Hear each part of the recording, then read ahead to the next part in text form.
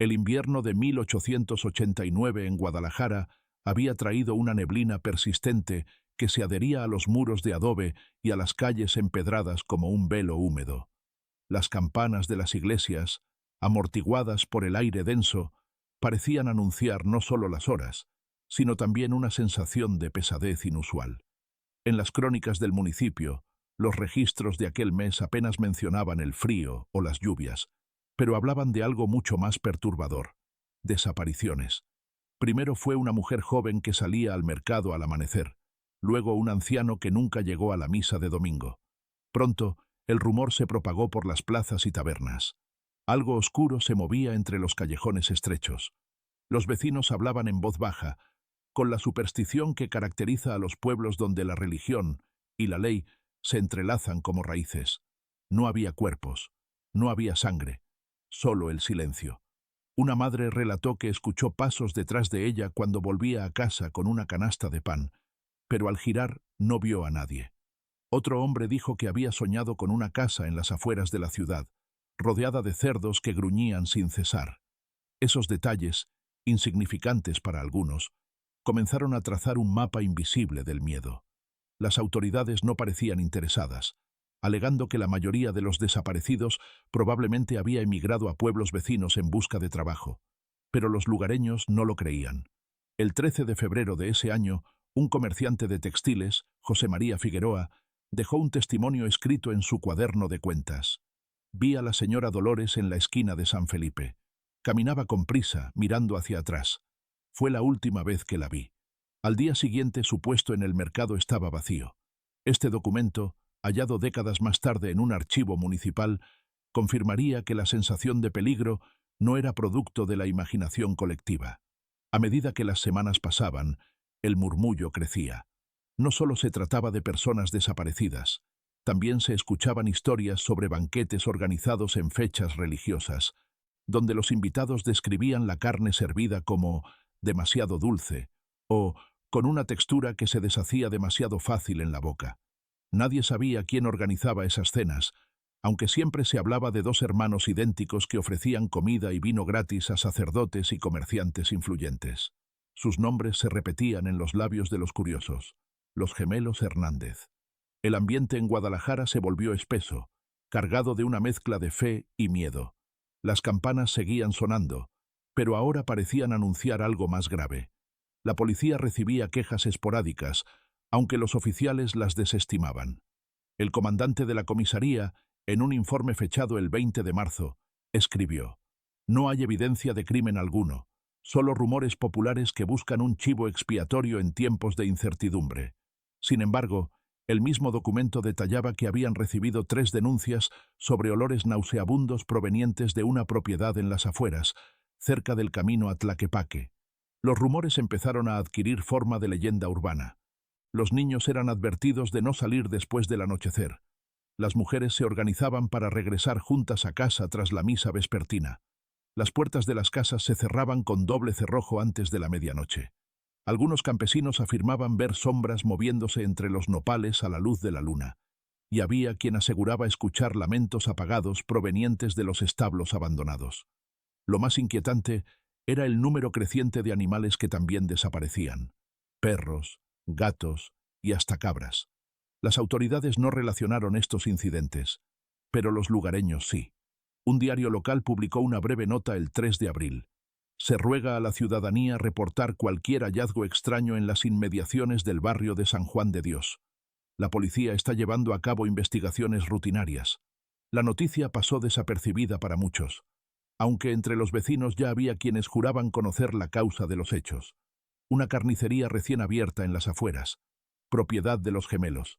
Se decía que allí siempre había carne fresca, incluso en tiempos en que el ganado escaseaba. En los archivos parroquiales de San José de Gracia se conserva un registro peculiar.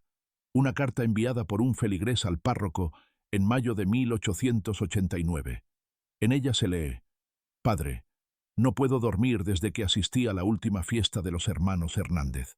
La carne tenía un sabor dulce, como si no fuera de este mundo. Me siento enfermo desde entonces». No hubo respuesta conocida a esa carta, aunque quedó archivada junto con decenas de misivas que expresaban temor. A finales de junio, Guadalajara había cambiado. Las calles seguían llenas de vendedores ambulantes. El bullicio del mercado no había disminuido, pero detrás de cada sonrisa había desconfianza. Nadie quería hablar en voz alta sobre lo que sospechaba. Las casas de adobe parecían más oscuras, y las procesiones religiosas se llenaban de rostros ansiosos. Las desapariciones, que antes eran casos aislados, ahora se contaban por decenas. La sensación de que algo maligno crecía en silencio era imposible de ignorar. Y aunque aún no había pruebas concretas, la mirada de todos comenzaba a dirigirse hacia los hermanos Hernández y su misteriosa prosperidad. Lo que nadie sabía entonces era que este era solo el inicio de una historia que se enterraría en los archivos como una de las más escalofriantes de la región. El miedo aún no había mostrado su verdadero rostro. Los gemelos Hernández eran figuras familiares en Guadalajara, aunque pocos podían decir que los conocían de verdad. Eran idénticos, altos, de cabello oscuro y ojos grises, siempre vestidos con camisas limpias y chalecos de cuero. Se movían en silencio, con la precisión de quienes saben que están siendo observados. Su carnicería, inaugurada a finales de 1888, había prosperado rápidamente. Estaba ubicada en una vieja casona de adobe a las afueras de la ciudad, cerca del camino polvoriento que conducía a Tlaquepaque. Desde el primer día, llamaron la atención por la abundancia de su mercancía: cortes de carne frescos, chorizos perfectamente curados, costillas de cerdo apiladas con orden quirúrgico. Lo extraño era que nadie recordaba haberlos visto comprar ganado en las subastas locales ni hacer tratos con los rancheros de la región. Los hermanos eran educados pero esquivos. Se sabía que participaban activamente en las festividades religiosas y que eran generosos con sus donaciones a la iglesia. En Semana Santa, organizaron un banquete para sacerdotes y comerciantes de renombre. Los invitados describieron la comida como exquisita. Las crónicas parroquiales registran su contribución de 100 pesos en oro para la restauración de una capilla. Sin embargo, los vecinos de los alrededores los veían con recelo. Sus ventanas siempre estaban cubiertas con gruesas cortinas, y las luces de su casa seguían encendidas hasta altas horas de la madrugada. Un campesino que vivía cerca declaró más tarde en un informe policial: «A veces escuchábamos gritos ahogados. Pensábamos que eran cerdos, pero no sonaban como cerdos. Nunca quisimos acercarnos». Ese testimonio fue tomado meses después, cuando el caso ya había estallado. Por entonces, nadie se atrevía a señalar a los Hernández directamente. Su cordialidad y su prestigio económico los protegían. Además, eran dos, inseparables. Caminaban hombro con hombro. Nunca se veía a uno sin el otro. Esta sincronía perturbaba a quienes trataban con ellos. Algunos clientes aseguraban que parecían comunicarse con gestos imperceptibles, como si compartieran pensamientos. En los registros de la ciudad se menciona que los hermanos eran oriundos de un pequeño pueblo en Jalisco, aunque nadie podía confirmar la veracidad de esa información. No existían actas de nacimiento a su nombre ni referencias familiares. Llegaron a Guadalajara con un carro tirado por mulas, una caja de herramientas de carnicería y suficiente dinero para alquilar la propiedad que luego convertirían en negocio. Los rumores sobre su origen crecieron. Algunos decían que eran hijos de un hacendado asesinado por bandidos. Otros, que habían vivido en conventos y aprendido medicina antes de dedicarse al comercio de carne. Ninguna versión pudo comprobarse. Su relación con la iglesia fue crucial para consolidar su posición. Invitaban regularmente a sacerdotes a su casa, donde celebraban cenas privadas. En una carta conservada en el archivo del obispado, fechada en agosto de 1889, el padre Anselmo escribió: «La hospitalidad de los hermanos Hernández es admirable. Sus carnes son de una suavidad extraordinaria, y el vino, de excelente calidad. Son hombres reservados, pero profundamente devotos». Estas palabras reflejan el respeto que habían ganado. Nadie podía imaginar que tras esa fachada de generosidad se ocultaba algo tan siniestro. Mientras tanto, los desaparecidos seguían multiplicándose. En septiembre, una mujer de nombre Rosalía Pérez nunca regresó del mercado. Sus vecinos informaron que había pasado por la carnicería de los gemelos antes de desaparecer.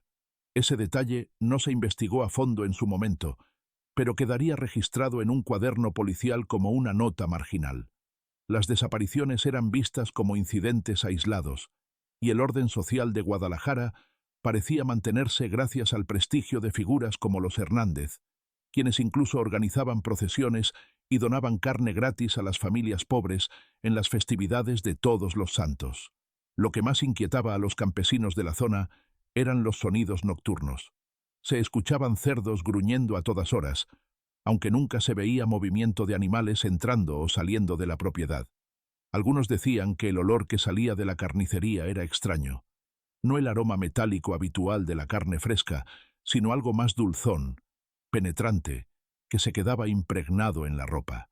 Sin embargo, los habitantes de Guadalajara estaban acostumbrados a los rumores. Las historias macabras eran parte de la tradición oral. Nadie quería creer que algo tan oscuro se gestaba tan cerca de sus casas. En una ocasión, un inspector de salubridad visitó el negocio para revisar sus condiciones, ya que una queja anónima había llegado al ayuntamiento. El informe, fechado el 4 de octubre de 1889, dice: «El establecimiento se mantiene limpio y en orden. No se hallaron irregularidades en el almacenamiento de carne». El inspector no volvió a recibir otra solicitud de inspección, lo que demuestra el control que los hermanos ejercían sobre su reputación. La carnicería seguía siendo próspera, y la población continuaba comprando allí, atraída por los precios accesibles y la aparente frescura de los productos. La relación de los gemelos con la comunidad era un delicado equilibrio entre generosidad y distancia.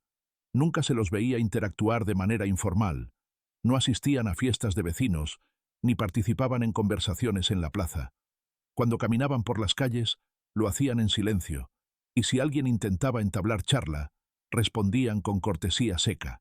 Era como si su mundo se limitara al negocio, a su casa y a los eventos religiosos que ellos mismos patrocinaban. Esta actitud alimentaba el misterio que los rodeaba. A finales de octubre, cuando las noches se hicieron más frías, la sensación de peligro se intensificó. Se hablaba en susurros de una casa de los cerdos, una finca donde se criaban animales para los banquetes de las fiestas religiosas.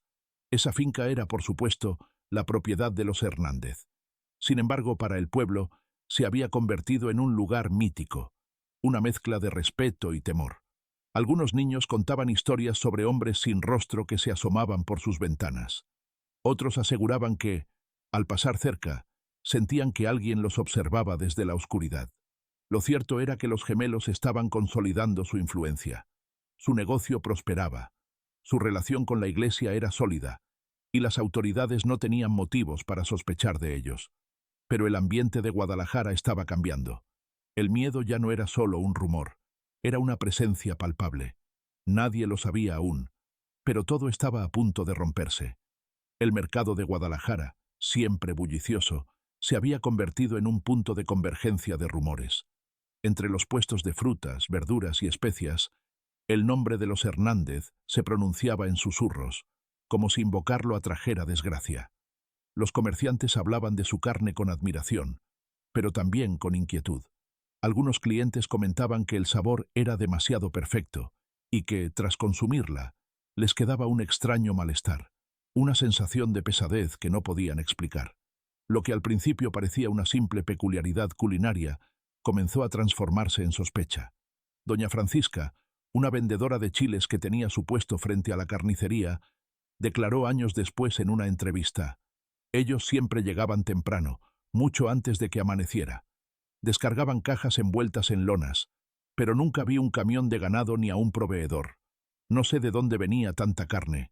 A veces había manchas oscuras en las cajas, y el olor era raro, como dulce, como si no fuera carne normal». Su testimonio se incorporó a los expedientes policiales cuando el caso ya había alcanzado notoriedad nacional, pero en aquel entonces sus palabras fueron ignoradas. Los clientes más asiduos de la carnicería eran personas influyentes, sacerdotes, hacendados y comerciantes prósperos. Muchos de ellos recibían cortes especiales sin costo alguno, lo que reforzaba la reputación de los hermanos. Sin embargo, en las conversaciones entre comerciantes ambulantes se repetían historias inquietantes. Un hombre relató que había visto a uno de los gemelos arrastrar un saco enorme al interior de la carnicería pasada la medianoche. Otro aseguró que escuchó llantos apagados mientras pasaba cerca de la finca. Nadie se atrevía a investigar.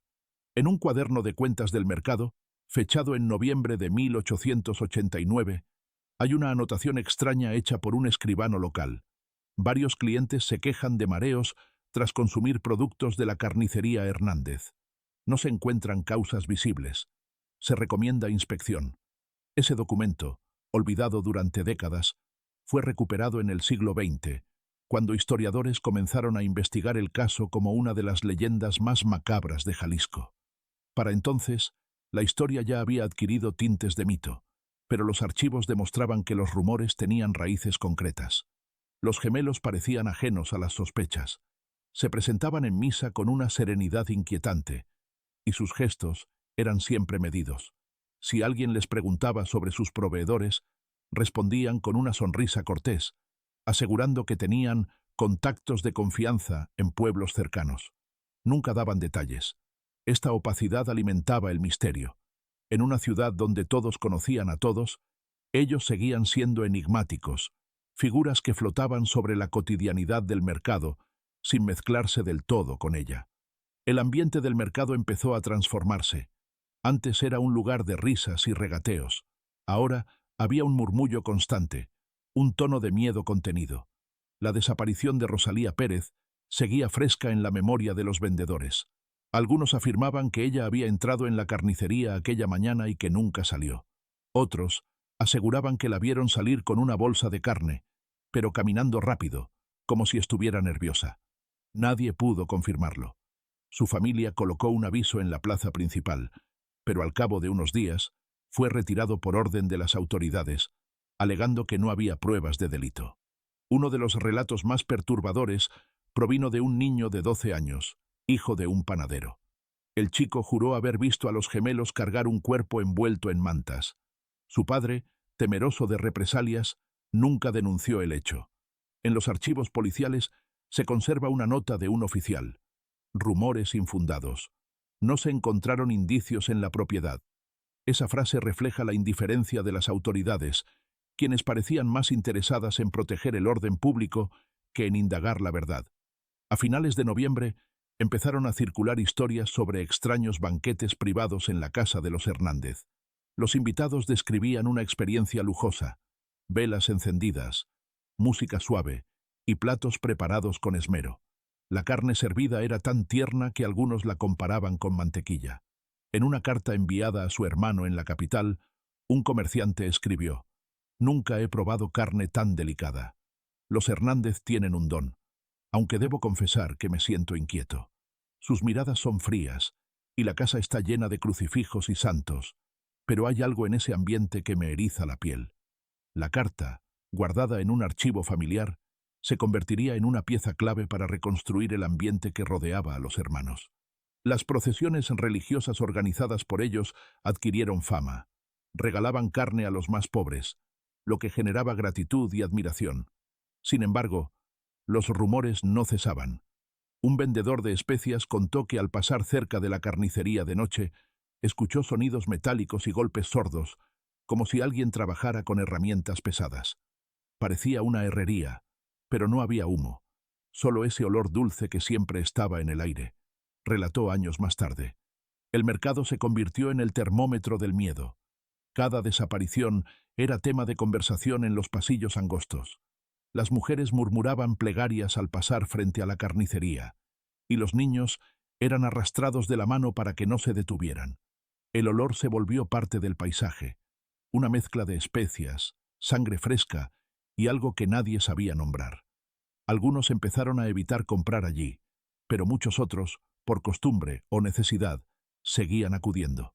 Así, los Hernández seguían prosperando mientras su leyenda se extendía, invisible pero tangible, como el humo que salía de sus chimeneas cada noche. Poco a poco, el mercado dejó de ser un lugar seguro. Los rostros se endurecieron, las conversaciones se acortaron, y los ojos desconfiados seguían cada movimiento de los gemelos. El miedo crecía, pero aún no había pruebas. Nadie sabía que el silencio cómplice del mercado sería el preludio de un descubrimiento macabro que cambiaría la ciudad para siempre. La primera intervención oficial Ocurrió a finales de diciembre de 1889, cuando un grupo de vecinos presentó una denuncia colectiva ante la policía. Argumentaban que el olor proveniente de la finca de los Hernández se había vuelto insoportable, especialmente por las noches. La queja, firmada por 8 personas, describía un hedor dulzón y persistente, semejante a carne en descomposición. A pesar de que los oficiales intentaron minimizarlo, el número creciente de desapariciones empezaba a generar presión pública. El 28 de diciembre, el comandante de la comisaría ordenó una inspección sorpresa en la propiedad. Nadie sabía entonces que esa decisión abriría una puerta que jamás podría cerrarse. Los policías llegaron de madrugada, con el frío aún colgando sobre los campos. Tocaron la puerta principal, pero nadie respondió. Tras esperar varios minutos, forzaron la entrada. El interior estaba impecablemente ordenado. Suelos fregados, mesas pulidas, cuchillos perfectamente alineados en una mesa de trabajo. Sin embargo, el olor era inconfundible. Un agente escribiría más tarde en su informe: el aire tenía un peso extraño, como si el olor se pegara a los pulmones. A pesar de la limpieza, algo no estaba bien. Los Hernández no estaban allí, y lo único que encontraron fueron restos de carne colgados, listos para su venta, y un sótano cerrado con llave. Uno de los oficiales notó marcas de arrastre en el suelo, huellas que parecían ir y venir entre la carnicería y una puerta trasera. Forzaron la cerradura del sótano, revelando una escalera de madera que descendía a un ambiente oscuro y húmedo. Allí encontraron los primeros indicios concretos: manchas de sangre en el piso y herramientas oxidadas que no parecían de uso habitual en carnicerías. A un costado, una trampa de madera cubierta con tierra suelta llamó su atención. Al removerla, hallaron una fosa improvisada con huesos humanos mezclados con restos animales. El silencio que siguió al hallazgo fue absoluto. Ninguno de los agentes pronunció palabra mientras examinaban la escena. El descubrimiento fue reportado al comandante, quien ordenó sellar la propiedad y solicitar refuerzos. Sin embargo, el miedo a un escándalo público era tan grande que el caso se manejó con sigilo. Se prohibió a los agentes hablar con la prensa y se registró el operativo como inspección rutinaria por denuncias de insalubridad. Pero la verdad era mucho más grave. Había restos humanos enterrados en la finca de los Hernández. Uno de los testigos presenciales, un joven ayudante de policía llamado Manuel, relató años después a un periodista: recuerdo el silencio. Nadie decía nada. Solo se escuchaba el goteo de agua en algún rincón. Había huesos pequeños, huesos grandes. Algunos aún tenían marcas de cuchillo. Nunca volví a dormir bien después de eso. Este testimonio, aunque breve, coincide con los informes oficiales desclasificados décadas más tarde, donde se detallaba el hallazgo de restos humanos en avanzado estado de descomposición. La noticia no tardó en filtrarse, aunque distorsionada. Se decía que habían encontrado animales enfermos, carne en mal estado, pero nadie mencionó cuerpos humanos. Aún así, el rumor creció. La carnicería cerró de inmediato, y los Hernández desaparecieron, dejando la ciudad en un estado de incertidumbre. La gente comenzó a reunirse frente a la finca, rezando en silencio y dejando velas encendidas en la entrada. La casa, antes símbolo de abundancia, se convirtió en un lugar maldito. Los informes policiales registran que la búsqueda de los gemelos comenzó de inmediato, pero no se encontraron pistas. Ningún vecino los había visto salir. Era como si se hubieran desvanecido. Sin embargo, algunos afirmaban haber visto sombras moviéndose entre los campos cercanos durante la noche posterior al hallazgo. Otros aseguraban haber escuchado el sonido de una carreta alejándose lentamente, pero nadie pudo confirmarlo. La propiedad fue acordonada y asignada a un pequeño equipo de investigación. En los días siguientes, los oficiales excavaron el patio trasero, donde encontraron más huesos. Algunos pertenecían a animales, otros, sin duda, eran humanos. Las herramientas halladas en el sótano, ganchos, cuchillos de gran tamaño, sierras y recipientes de hierro, fueron descritas en un informe como instrumentos de precisión excesiva, no comunes para una carnicería regular. Este detalle alimentó la hipótesis de que los Hernández tenían conocimientos médicos o anatómicos, algo que ya había sido insinuado por los rumores sobre su pasado. El impacto psicológico en los investigadores fue profundo.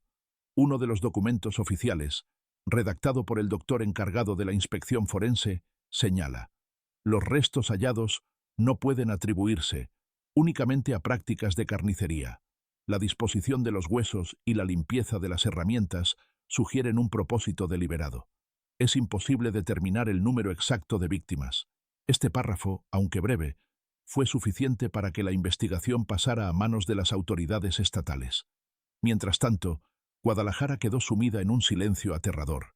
Los vendedores del mercado cerraban temprano, las calles quedaban vacías al anochecer, y las campanas de las iglesias sonaban más lúgubres que nunca. Las familias comenzaron a abandonar las casas cercanas a la finca, temerosas de que lo que se había descubierto fuera solo el principio. Y tenían razón. Lo encontrado en aquella primera inspección era apenas la superficie de algo mucho más oscuro. El hallazgo de los cuerpos no solo estremeció a la policía y a los vecinos más cercanos, sino que también despertó un interés silencioso en los archivos eclesiásticos. El padre Anselmo, que había sido uno de los invitados recurrentes a las cenas de los Hernández, comenzó a revisar sus propios diarios con creciente inquietud. Sus anotaciones, escritas en una caligrafía pulcra, adquirieron otro significado a la luz de los acontecimientos. Uno de los fragmentos, fechado el 15 de agosto de 1889, decía: «He vuelto a cenar en la casa de los gemelos. El banquete fue exquisito. La carne tenía un sabor que no sabría describir. La conversación, sin embargo, fue extraña. Hablaban de sacrificio como un acto de purificación, de ofrecer lo mejor al Señor. No supe qué responder. Sentí frío, a pesar del calor de las velas. El sacerdote, que entonces había desestimado esas impresiones como simples excentricidades de anfitriones devotos, escribió una carta confidencial al obispo tras conocerse el descubrimiento. Me temo que mis visitas a esa casa fueron más que imprudentes. Temo haber bendecido lo que ahora se revela como un lugar de impiedad.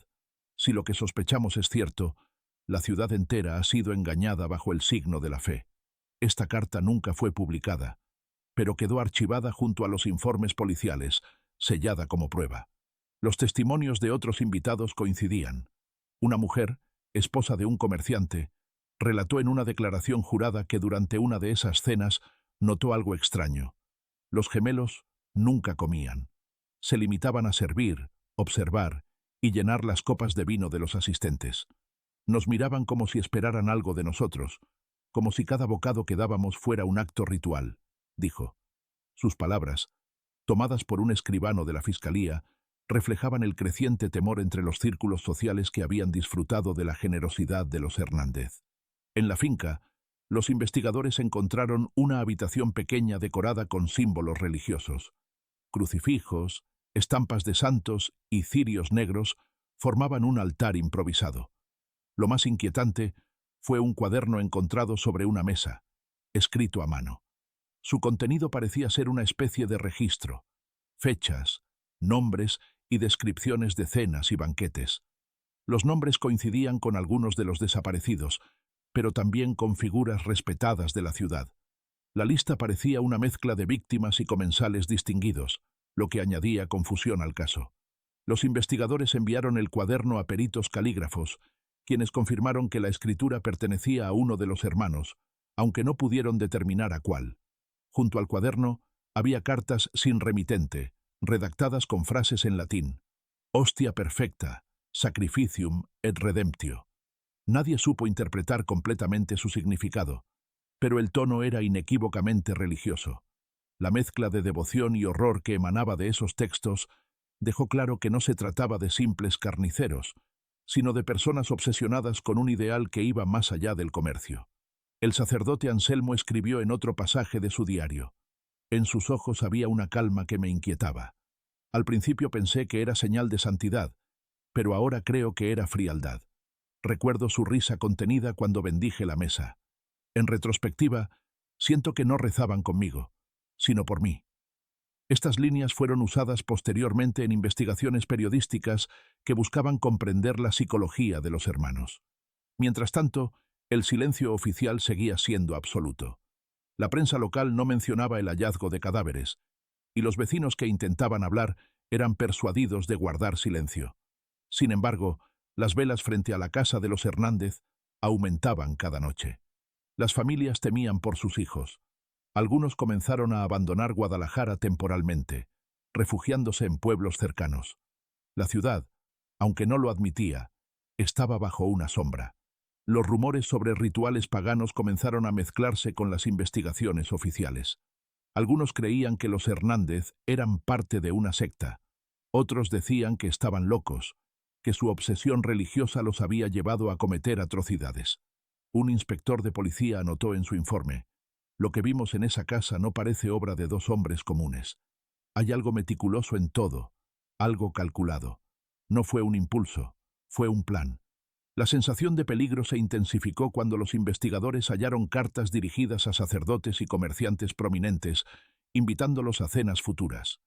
Estas invitaciones, fechadas días antes del allanamiento, demostraban que los hermanos tenían previsto continuar con sus banquetes. Los nombres en esas cartas coincidían con personas que, en algunos casos, ya estaban desaparecidas. Esto despertó el temor de que las desapariciones no fueran hechos aislados, sino parte de un patrón cuidadosamente diseñado. Guadalajara entera parecía estar en vilo. La Iglesia, antes aliada de los Hernández, ahora se veía obligada a guardar silencio, temerosa de que se revelara su cercanía con los acusados. Los sacerdotes que habían asistido a los banquetes evitaron hablar del tema, y los pocos que aceptaron dar declaraciones lo hicieron bajo anonimato. Nadie quería admitir que había compartido mesa con quienes ahora eran vistos como monstruos. La sensación de traición se esparció como pólvora. Aquellos que habían sido símbolos de generosidad y fe eran, tal vez, los artífices de los horrores más grandes que la ciudad había conocido.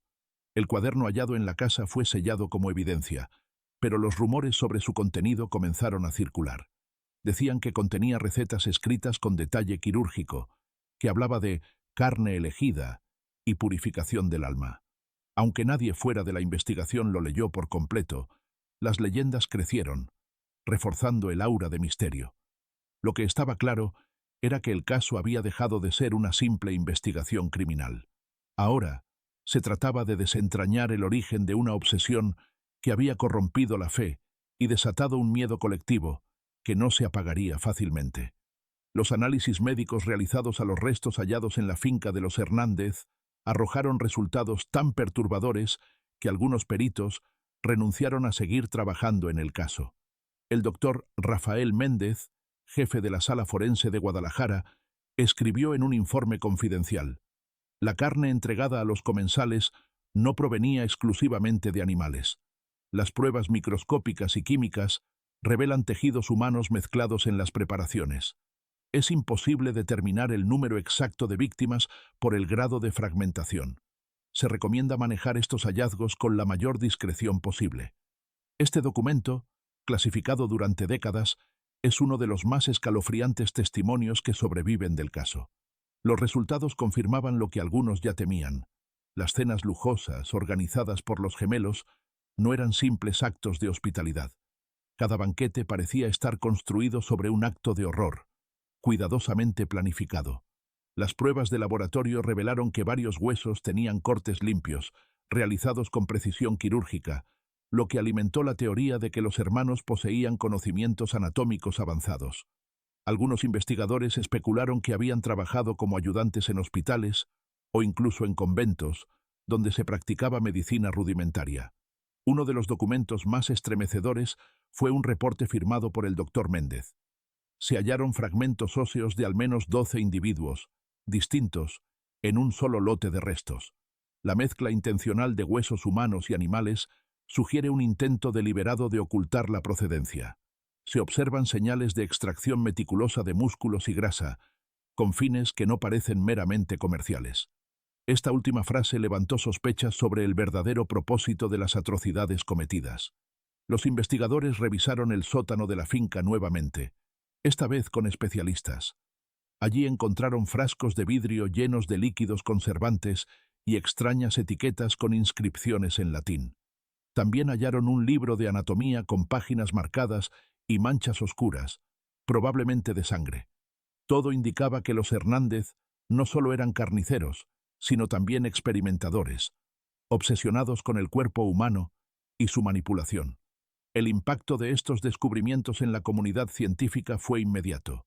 Sin embargo, el gobierno local decidió silenciar los resultados para evitar el pánico. La prensa seguía sin mencionar los hallazgos reales, y los periódicos publicaban notas vagas sobre irregularidades sanitarias en la carnicería. Solo unos pocos oficiales y médicos sabían la magnitud del caso. En los pasillos de la morgue, el personal hablaba en voz baja, horrorizado por lo que había visto. Un asistente escribió en su diario personal: «No podré olvidar los olores, ni las bandejas llenas de huesos pequeños. Había huesos de niños. Lo juro por mi vida». A medida que avanzaban las investigaciones, comenzaron a notar un patrón en las desapariciones. Las víctimas provenían de distintos estratos sociales: campesinos, comerciantes, incluso hijos de hacendados. El registro encontrado en el cuaderno de los Hernández no parecía al azar. Las fechas coincidían con celebraciones religiosas. Esto llevó a los investigadores a teorizar que los hermanos utilizaban las festividades como pretexto para seleccionar a sus víctimas y organizar banquetes. La obsesión religiosa que se respiraba en su casa parecía tener un propósito oculto, una especie de ritual macabro que iba más allá del simple canibalismo. El doctor Méndez, en una carta privada a un colega de Ciudad de México, expresó su angustia. «Esto no es solo un crimen, es un sistema. Nunca había visto tal nivel de organización en actos tan atroces. Lo que sucede en Guadalajara es algo que no puedo explicar con lógica médica ni legal. Si se supiera la verdad, habría histeria colectiva». La carta nunca fue enviada. Fue encontrada entre sus papeles años después, cuando el caso ya era leyenda. La presión sobre las autoridades aumentaba. Aunque intentaban mantener el secreto, la población comenzaba a sospechar. El cierre repentino de la carnicería, la desaparición de los gemelos y la presencia constante de policías en la finca alimentaban los rumores. Algunas familias retiraron a sus hijos de las escuelas y comenzaron a encerrarse al anochecer. Guadalajara, que había sido una ciudad vibrante, se sumía en un ambiente de miedo. Los peritos continuaron analizando los restos con el objetivo de identificar a las víctimas.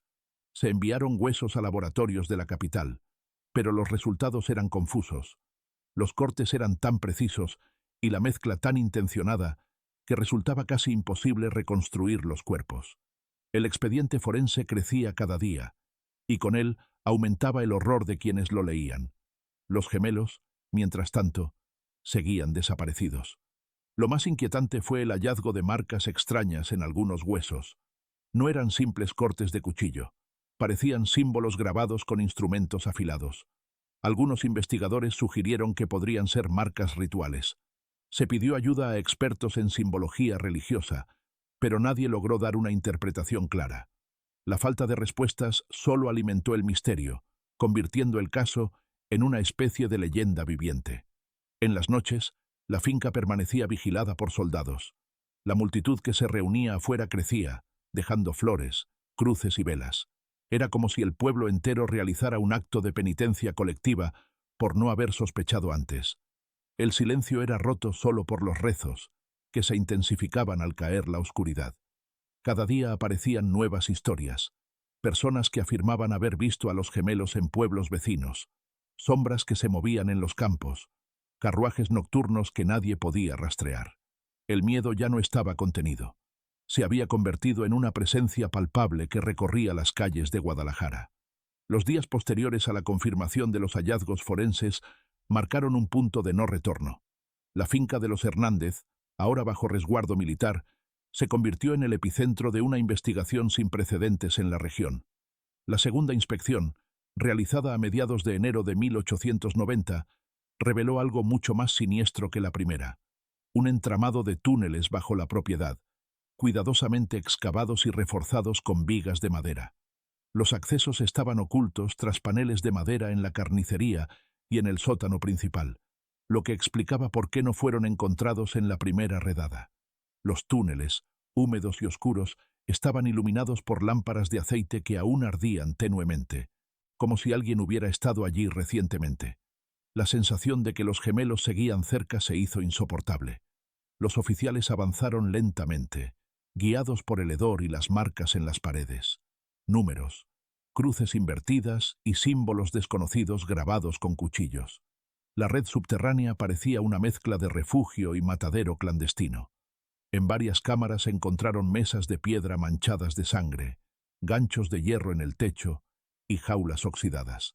Lo más perturbador fue el hallazgo de pequeñas celdas excavadas en la tierra, apenas lo suficientemente grandes para mantener a una persona sentada. En su interior había restos de ropa, huesos humanos y utensilios improvisados. La idea de que las víctimas habían sido encerradas vivas antes de ser sacrificadas provocó un escalofrío colectivo entre los investigadores. Uno de ellos vomitó al ver marcas de uñas en las paredes de una celda. Otro escribió en su informe: «Jamás había visto algo así. Esto no es solo crueldad, es organización meticulosa. Quien diseñó estos túneles sabía lo que hacía». Los registros encontrados en el cuaderno de los Hernández coincidían con la disposición de las cámaras subterráneas. Cada túnel parecía corresponder a una fecha de banquete, lo que sugería que las víctimas eran seleccionadas y preparadas con semanas de antelación. El nivel de planificación sorprendió incluso a los agentes más experimentados. La teoría de que los hermanos actuaban solos empezó a tambalearse. Había demasiada infraestructura, demasiada logística. Algunos investigadores comenzaron a sospechar que existía una red más amplia, tal vez una secta que había operado en silencio durante años. El ambiente en Guadalajara se volvió asfixiante. La ciudad, que ya estaba envuelta en miedo, se llenó de rumores de túneles conectando casas antiguas, de carruajes que circulaban de noche sin ser vistos. La finca se convirtió en un lugar de peregrinaje morboso. Grupos de personas se reunían frente a ella, rezando y dejando flores, como si fuera un santuario del mal. El ejército tuvo que dispersar a las multitudes en varias ocasiones. A pesar del silencio oficial, el pueblo ya sabía que lo descubierto superaba cualquier leyenda. La tercera cámara explorada por los investigadores fue la más espeluznante. Allí encontraron restos humanos colgados de ganchos, ya reducidos a huesos, pero colocados de manera ritual, formando un patrón en espiral en el suelo. En el centro había una mesa cubierta de manchas secas y símbolos grabados a cuchillo. Nadie pudo descifrarlos, pero los informes los describieron como inscripciones de carácter esotérico, posiblemente religiosas. La visión fue tan perturbadora que el comandante a cargo ordenó sellar inmediatamente el túnel y limitar el acceso solo a unos pocos oficiales. El hallazgo de esos túneles y celdas reforzó la idea de que los Hernández no eran simples asesinos en serie. Había una dimensión ideológica en sus crímenes. Los objetos encontrados, rosarios con cuentas manchadas, crucifijos invertidos, velas negras, manuscritos en latín, sugerían que habían desarrollado una doctrina propia, una especie de culto privado. El cuaderno hallado en la casa contenía frases que ahora cobraban sentido. El sacrificio es pureza. La carne elegida es redención. Estas palabras parecían justificar todo lo que habían hecho. Los rumores comenzaron a mezclarse con supersticiones. Algunos habitantes aseguraban haber visto sombras moviéndose entre los campos cercanos. Otros afirmaban que los Hernández nunca habían huido, sino que seguían escondidos en los túneles, observando desde la oscuridad. Una anciana declaró que había escuchado cánticos en latín cerca de la finca días después de que fuera tomada por la policía. Nadie pudo confirmar estos testimonios, pero el miedo creció exponencialmente. Mientras tanto, la investigación oficial se fragmentaba. Algunos oficiales pedían cerrar el caso y sellar la finca, alegando que revelar la verdad causaría un colapso social. Otros insistían en que había que exponer a los responsables y encontrar a los gemelos. Esta división interna retrasó el proceso, permitiendo que los rumores se propagaran más rápido que cualquier informe. La Iglesia, por su parte, guardaba silencio absoluto. Los sacerdotes que alguna vez cenaron con los Hernández desaparecieron de la vida pública.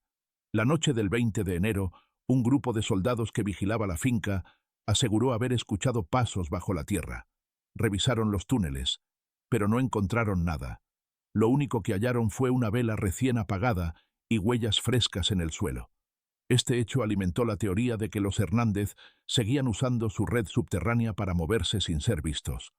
A partir de entonces, los guardias comenzaron a turnarse de dos en dos, pues nadie quería estar solo cerca de aquella casa. Los informes diarios del ejército describen la atmósfera como sofocante y sobrenatural.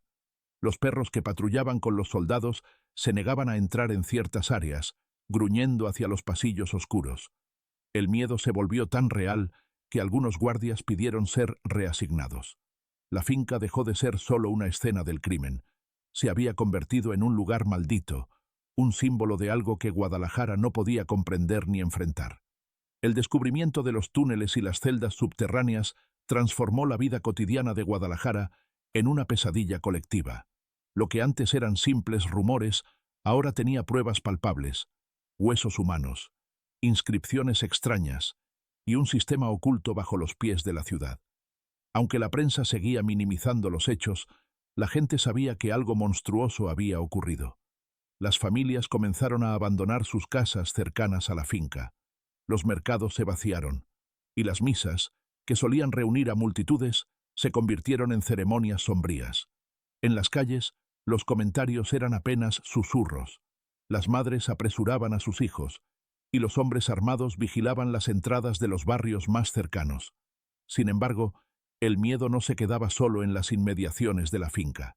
Historias sobre otros túneles conectando casas antiguas comenzaron a circular, alimentando la paranoia. Algunos aseguraban que los Hernández habían construido una red subterránea que se extendía más allá de su propiedad. Hubo quienes juraron escuchar golpes bajo sus suelos o pasos detrás de las paredes. El ejército intensificó su presencia, pero esto no tranquilizó a la población.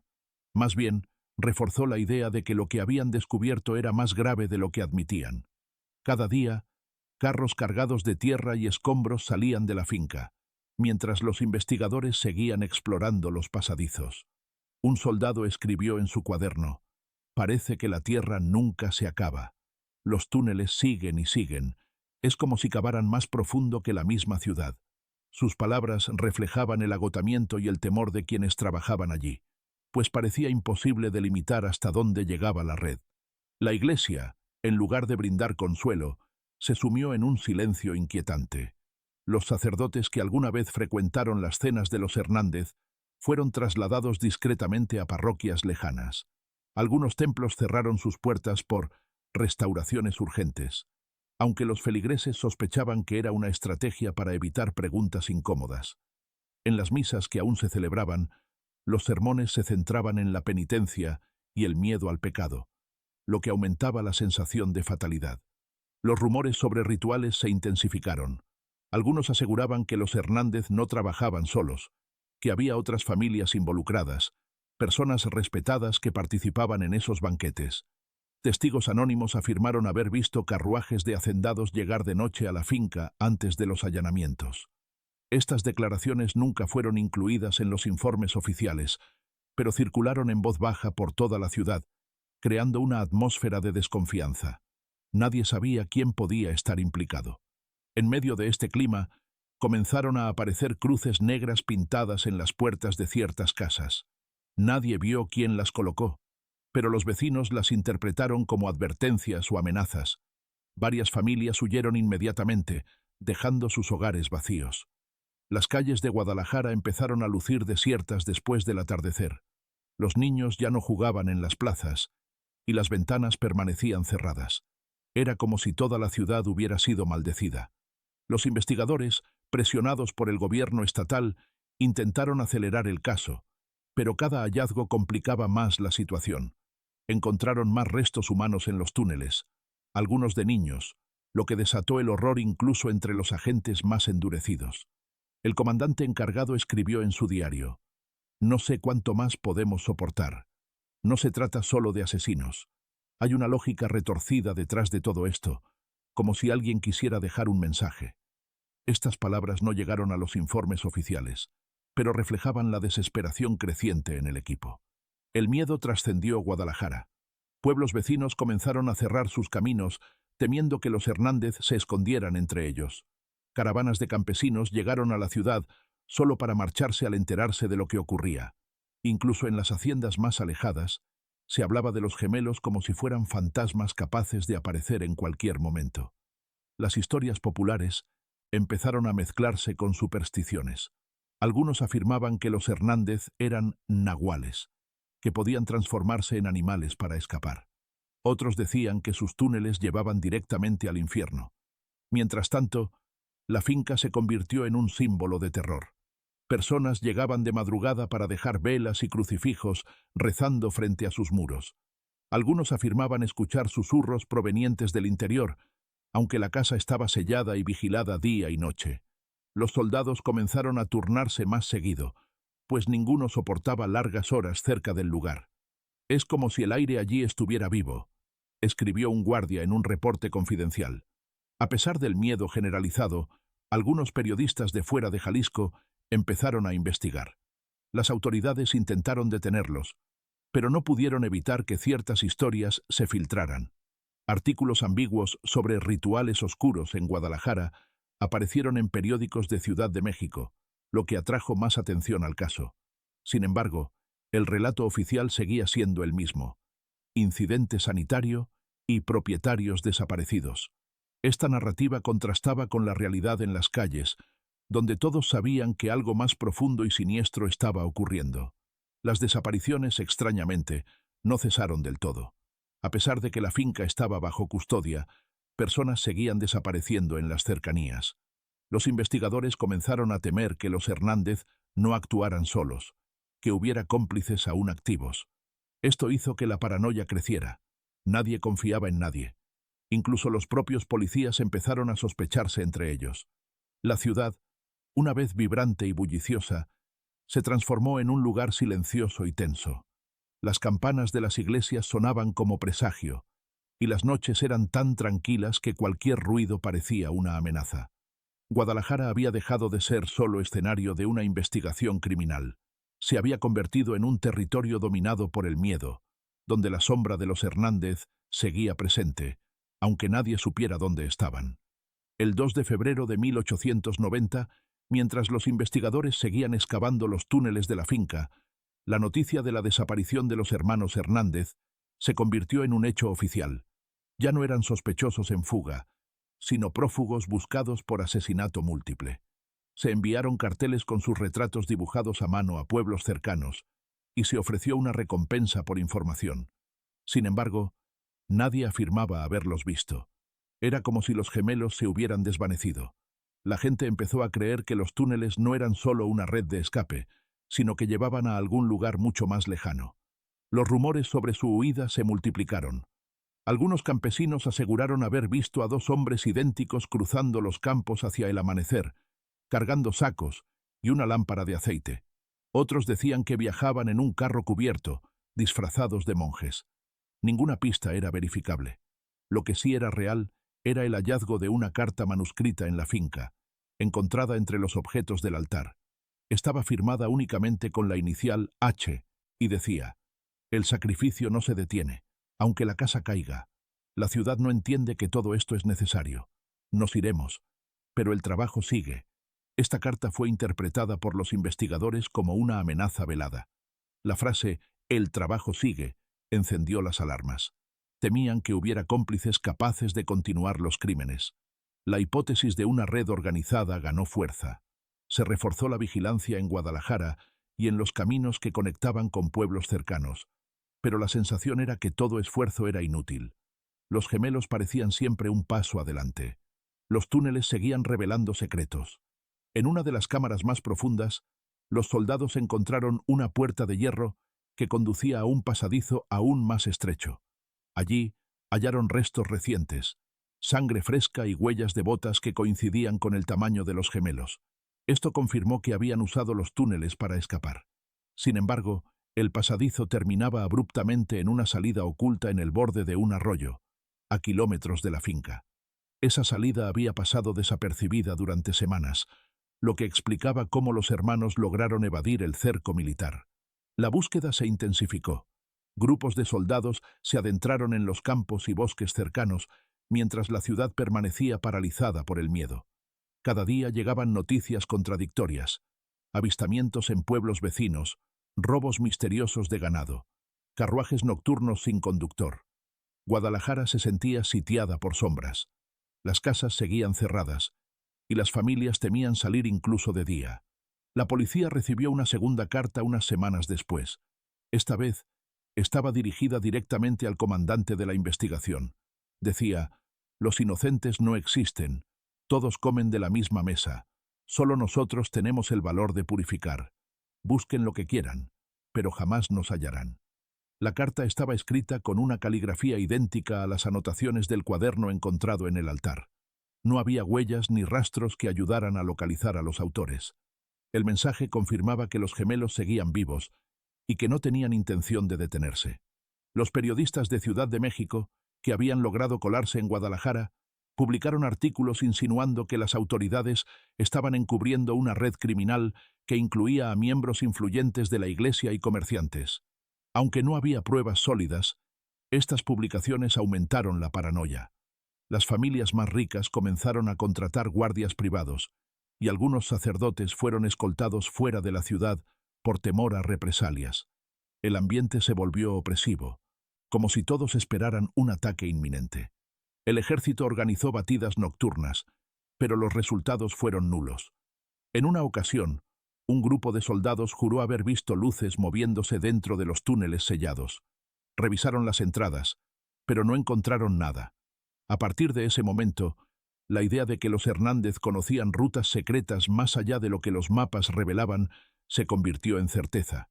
Algunos oficiales empezaron a creer que nunca podrían atraparlos, que su conocimiento de la ciudad y sus alrededores les daba una ventaja imposible de superar.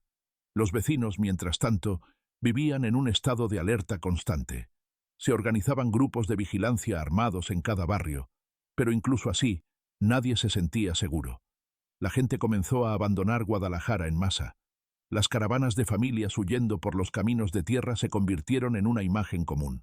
Casas enteras quedaron vacías, mercados cerrados y calles desiertas. Lo que alguna vez fue una ciudad vibrante, ahora parecía un pueblo fantasma. Algunos de los oficiales más jóvenes empezaron a cuestionar el silencio impuesto por las autoridades. «El pueblo merece saber lo que está pasando», escribió uno de ellos en una carta a su hermano. «Esto no es solo un caso criminal, es algo que va más allá de nuestra comprensión. Siento que estamos luchando contra un enemigo invisible». Estas cartas personales, conservadas en archivos familiares, serían décadas más tarde una ventana al terror psicológico que vivieron quienes participaron en la investigación. La noche del 1 de marzo de 1890, un testigo afirmó haber visto a los gemelos en la plaza principal de un pueblo cercano. Dijo que estaban vestidos de negro, con sombreros de ala ancha, y que caminaban como si no tuvieran prisa. Cuando intentó seguirlos, desaparecieron entre callejones. Esta historia, aunque nunca verificada, se convirtió en leyenda local. La idea de que los Hernández podían caminar libremente entre la gente sin ser reconocidos solo aumentó la sensación de impotencia. Con cada día que pasaba, la búsqueda parecía menos una operación policial y más una persecución fantasmal. La ciudad estaba paralizada. Los túneles seguían revelando horrores, y los gemelos, lejos de ser atrapados, parecían disfrutar del caos que habían sembrado. La frase de su carta resonaba en la mente de todos: «El trabajo sigue», y en Guadalajara nadie dudaba de que así era. Con la huida de los Hernández confirmada y la ciudad sumida en el caos, las autoridades optaron por una estrategia que parecía más desesperación que justicia: sellar todos los túneles, confiscar la finca y cerrar los archivos. A finales de marzo de 1890, la prensa local publicó un escueto comunicado afirmando que los responsables de las irregularidades sanitarias habían escapado y que el caso se encontraba bajo revisión estatal. Ninguna mención de cadáveres, rituales ni símbolos. Era evidente que el gobierno quería enterrar la verdad junto con los escombros de la finca. Los trabajos de sellado comenzaron a mediados de abril. Decenas de obreros y soldados llenaron los túneles con piedra y cemento, mientras el hedor seguía impregnando el aire. Los habitantes de Guadalajara miraban desde lejos, algunos rezando, otros simplemente observando en silencio. Parecía una ceremonia macabra: enterrar no solo una escena del crimen, sino una herida abierta en el corazón de la ciudad. Sin embargo, ese intento de borrar la evidencia solo alimentó más sospechas. Cada ladrillo colocado era visto como un símbolo de complicidad, como si las autoridades estuvieran ocultando algo aún más oscuro que los cuerpos hallados. La finca, una vez sellada, fue declarada propiedad incautada. Pero la presencia militar no se retiró. Guardias armados seguían patrullando día y noche, como si temieran que alguien o algo regresara. Algunos soldados afirmaron haber escuchado golpes bajo la tierra semanas después del sellado. Otros aseguraban que las velas dejadas por los ciudadanos frente a la entrada se apagaban misteriosamente al amanecer, incluso sin viento. El ambiente era tan denso que nadie quería acercarse a la casa. Con el paso de los meses, Guadalajara cambió para siempre. La ciudad nunca volvió a recuperar su bullicio. Las calles seguían vacías al caer la noche. Las campanas de las iglesias sonaban lúgubres, y la finca abandonada se convirtió en un lugar prohibido. Los niños crecieron escuchando historias sobre ella, que los gemelos aún vivían en los túneles, que sus almas habían quedado atrapadas, que cualquiera que pasara cerca podía escuchar susurros pidiendo carne. Estas leyendas se convirtieron en parte del folclore local, transmitidas de generación en generación. Los archivos oficiales del caso fueron sellados con una orden estatal. Durante décadas, solo un puñado de investigadores tuvo acceso a ellos. En esos documentos, muchos de los hallazgos fueron redactados con eufemismos. Las palabras ritual y sacrificio se reemplazaron por actividades ilícitas. Cadáveres mutilados se convirtió en restos no identificados. Esta censura deliberada hizo que la verdad se diluyera con el tiempo, pero también convirtió la historia en un mito que fascinaba a periodistas y curiosos. El padre Anselmo, profundamente afectado por su cercanía con los gemelos, dejó la ciudad poco después. En su último sermón, apenas unas semanas después de que la finca fuera sellada, pronunció unas palabras que muchos nunca olvidaron. El mal no siempre se presenta como un demonio. A veces se sienta a tu mesa, te sirve vino y sonríe mientras bendices su casa. Tras ese día, desapareció del registro parroquial. Algunos decían que se había refugiado en un convento, otros que había sido silenciado por lo que sabía. La década siguiente estuvo marcada por un silencio espeso. Guadalajara reconstruyó su economía, pero no su confianza. Las generaciones que vivieron aquellos días evitaban hablar del caso. Las nuevas generaciones crecieron escuchando fragmentos de historias, banquetes prohibidos, túneles interminables, gemelos que cazaban personas como ganado. Nadie sabía dónde terminaba la verdad y empezaba la leyenda. Sin embargo, de vez en cuando, hallazgos fortuitos reavivaban el miedo. Huesos desenterrados al construir nuevas calles, túneles descubiertos bajo casas antiguas. Cada hallazgo recordaba que el horror seguía enterrado bajo la ciudad. A mediados del siglo XX, un periodista local obtuvo acceso parcial a los archivos y publicó un artículo que causó revuelo. En él, citaba fragmentos de informes forenses que hablaban explícitamente de tejidos humanos procesados para consumo y de símbolos rituales. Aunque el artículo fue rápidamente censurado, el daño ya estaba hecho. La leyenda de los Hernández volvió a emerger con fuerza.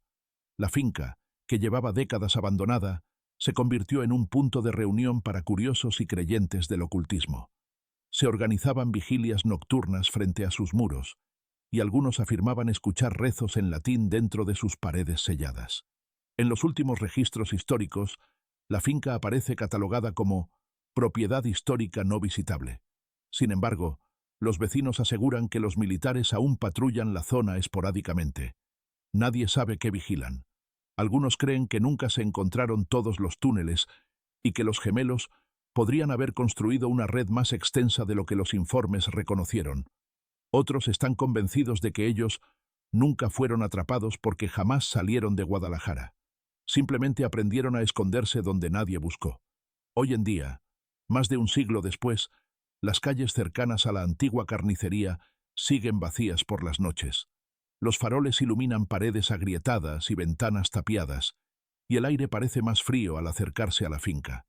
Los pocos que se atreven a pasar por allí afirman que la sensación de ser observado es inevitable, como si ojos invisibles vigilaran cada paso.